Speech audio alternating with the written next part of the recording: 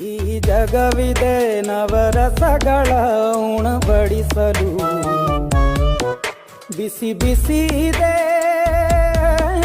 ಬಿಸಿ ಬಿಸಿ ಇದೆ ನಳಪಾಕ ದಿನ ದಿನ ನೂತನ. ಈ ಬಿಸಿಯುವಾರುವ ಮೊದಲೇ ಎಲ್ಲರ ಜೊತೆಯೇ ಮೆಲ್ಲುವ ಕಲೆಯ ಜೀವನ ಜನುಮವೇ. ಈ ಜನುಮವೇ ಆಹ ದೊರಕಿದೆ ರುಚಿ ಸವಿಯಲು. ಈ ಜನುಮವೇ ಆಹ ದೊರಕಿದೆ ರುಚಿ ಸವಿಯಲು.